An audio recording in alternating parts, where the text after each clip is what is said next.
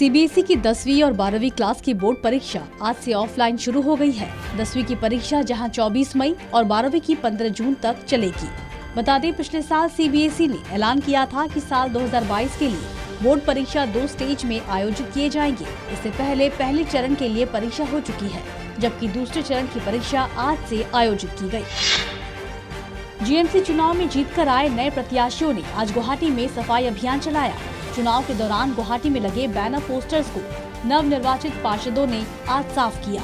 यह अभियान काहिलपाड़ा के जनकपुर इलाके में चलाया गया। उत्तर करीमगंज के लखी बाजार इलाके में आंधी तूफान की वजह से व्यापक क्षति हुई है।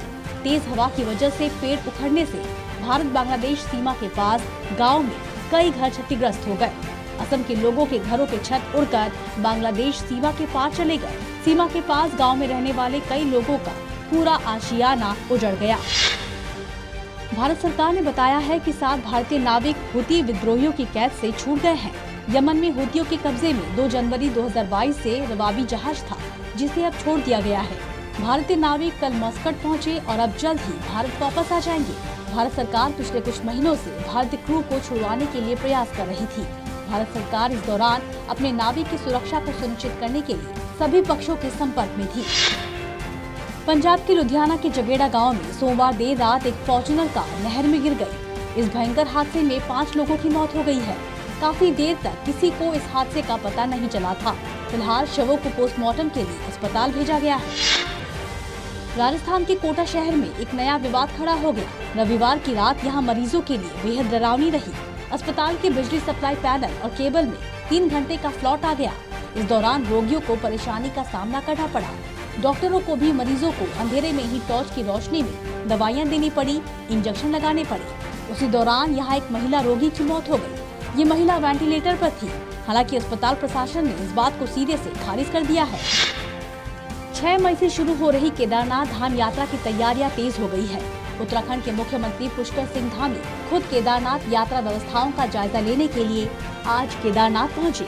इस दौरान सीएम ने अधिकारियों को यात्रा की तैयारियों को समय पर पूरा करने का निर्देश दिया।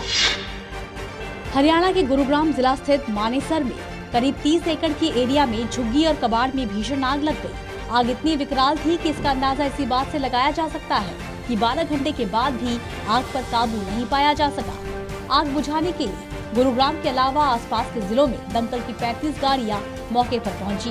हादसे में एक महिला की लाश बरामद हुई है, जबकि 2 गंभीर रूप से घायल हो गए हैं। इस दौरान कई वाहन भी जलकर राख हो गए। उत्तराखंड अंतर्गत पिथौरागढ़ जिले की धनोदा कर जंगलों में सोमवार रात को भीषण आग लग गई। आग यहाँ इतनी भयानक लगी कि उसने पूरे जंगल को अपनी चपेट में ले लिया। स्थानीय लोग आग के ऊपर काबू पाने की कोशिश में लगे हुए हैं, लेकिन आग इतनी फैल गई है कि उसके ऊपर काबू पाना मुश्किल हो गया है। दिल्ली में भीषण गर्मी का कहर जारी है। दिल्ली में आज न्यूनतम तापमान 24.6 डिग्री सेल्सियस दर्ज किया गया, जो सामान्य से 1 डिग्री ज्यादा है। मौसम विज्ञान विभाग के मुताबिक अधिकतम पारा 42 डिग्री सेल्सियस के आसपास रहने के आसार है। आने वाले दिनों में मौसम और भी ज्यादा बिगड़ने की आशंका प्रबल हो गई है। हर साल की तरह इस बार भी नवी मुंबई की नदी के पास फ्लेमिंगो यानी कि राजहंस समेत अन्य पक्षियों का पूरा झुंड पहुंच चुका है। इतनी अधिक संख्या में आए गुलाबी रंग के राजहंस के कारण नदी का रंग ही गुलाबी नजर आने लगा है। गौरतलब है कि बीते वर्ष भी इन पक्षियों के झुंड का वीडियो सोशल मीडिया पर खूब वायरल हुआ था। सीआरपीएफ की 6 बटालियन ने सुखाल घाटी के 15 स्कूली बच्चों व 2 शिक्षकों को 7 दिवसीय भारत दर्शन टूर पर भेजा है। इस बार माता वैष्णो देवी भवन के पीछे की पहाड़ी पर मौजूद सुखाल घाटी के बच्चों को टूर के लिए चुना गया, क्योंकि इसमें कुछ बच्चे ऐसे हैं जो अभी तक बस में नहीं बैठे। इस 7 दिवसीय टूर में इन्हें दिल्ली, जयपुर और अजमेर घुमाया जाएगा। इनके लिए सीआरपीएफ के शिविरों में रुकने व खाने के इंतजाम किए गए हैं। टीवी एक्ट्रेस छवि मित्तल इन दिनों ब्रेस्ट कैंसर से पीड़ित है। ब्रेस्ट कैंसर का खुलासा छवि ने कुछ दिनों पहले ही फैंस के साथ सोशल मीडिया पर एक पोस्ट के जरिए किया था। वहीं अब छवि के ब्रेस्ट कैंसर की सर्जरी हो गई है। सर्जरी के पहले छवि ने एक पोस्ट शेयर किया। इस पोस्ट में वो सर्जरी के पहले बेहद ही रिलैक्स नजर आ रही है।